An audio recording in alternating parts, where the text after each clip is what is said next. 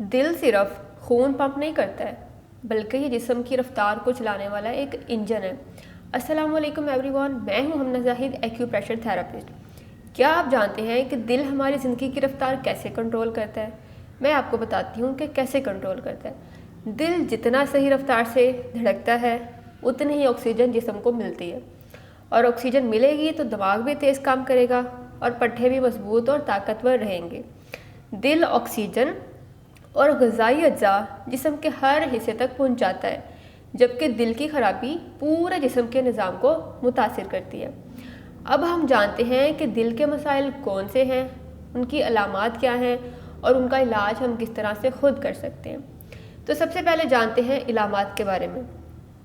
अगर आपको चलने फिरने में, सीढ़ियाँ चढ़ने में उतरने में आपकी सांस फूलती है, या फिर सीने में दर्द और एक जकड़न सी महसूस होती है, दिल की धड़कन तेज़ है या बेतरतीब हो जाती है, ज़्यादा थकन महसूस होती है, ज़्यादा पसीना आता है, चक्कर आते हैं, बाएं बाजू और जबड़े में दर्द रहती है, ठीक है। उसके अलावा छोटी छोटी प्रॉब्लम जो हम नोट तो करते हैं बट हमें उनका कोई हल नहीं मिलता है, जैसा कि छोटी छोटी बातों को दिल पे ले लेना, सेल्फ कॉन्फिडेंस की कमी, क्राउड में आप नहीं जा सकते, आपको डर लगता है, खौफ महसूस होता है, एंजाइटी होती है, ठीक है। उसके अलावा आप बहुत ज़्यादा उदास महसूस करते हैं। तो ये सब के सब दिल के मसाइल हैं और उनकी इलामत हैं।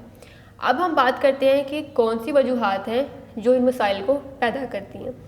तो सबसे बड़ा मसला हमारा लाइफस्टाइल है, जैसा कि गैर मतवाजन ग़िज़ा, मोटापा, वर्जिश की कमी, sugar, cholesterol, high BP, stress, cigarette नोशी और नींद की कमी। अब करना क्या है कि रोज़ाना आपने हल्की फुल्की वॉक करनी है, वर्जिश को अपनी ज़िंदगी का हिस्सा बनाना है, डीप ब्रीथिंग करनी है, लंबे और गहरे गहरे सांस लेने हैं, अपने वज़न को कंट्रोल में रखना है और वक्त पर सोना और वक्त पर जागना है। अब हम एक्यूप्रेशर की मदद से इलाज करना सीखेंगे। तो सबसे पहले हमें पता हो कि हमारे हार्ट की लोकेशन हमारे हाथ पे कॉरस्पॉन्डिंग सिस्टम के हवाले से किस जगह पे आती है। आपने करना क्या है, अपने हाथ की हथेली को 3 हिस्सों में आपने डिवाइड कर लेना है। ये वाला जो एरिया है ये चेस्ट का एरिया होता है, ये अपर एब्डोमेन होता है और ये लोअर एब्डोमेन होता है। तो चूँकि हम हार्ट की ट्रीटमेंट करना जान रहे हैं, तो इसलिए हम सिर्फ ये जो चेस्ट वाला एरिया है इसको इस तरह से मार्क करके आपने किसी भी चीज़ की मदद से ये सेंटर में थोड़ा लेफ़्ट साइड पे इस तरह से एक सेमी सर्कल ड्रा करना है। ये रिप्रेजेंट कर रहा है कि ये हमारा हार्ट है, और ये आपने इस तरह से 2 ड्रा करने हैं जो कि रिप्रेजेंट कर रहा है ये हमारे लंग्स हैं।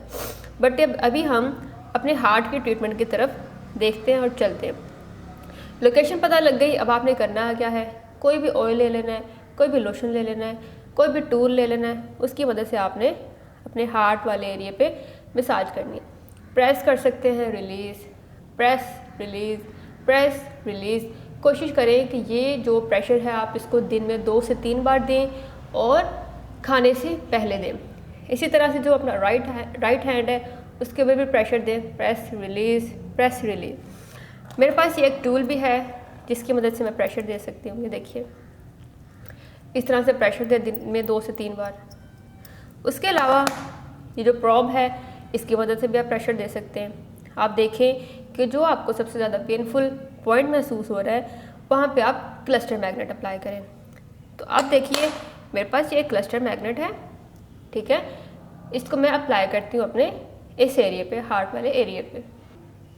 तो मैंने पेपर टेप के ऊपर क्लस्टर मैग्नेट को अप्लाई कर लिया है। अब मैं इसको हार्ट वाले एरिया पे या फिर जो मेरा सबसे ज़्यादा पेनफुल पॉइंट आ रहा था वहाँ पे मैं इसको अप्लाई कर लूँगी। दोनों ही हाथों पे क्लस्टर मैग्नेट अप्लाई करने। इसकी अल्टरनेट रेमेडी ये है कि अगर आपके पास क्लस्टर मैग्नेट अवेलेबल नहीं है, आप मटर का दाना लें, जो सूखा हुआ मटर का दाना होता है, और उसको अपने दोनों जगह पे चिपका लें।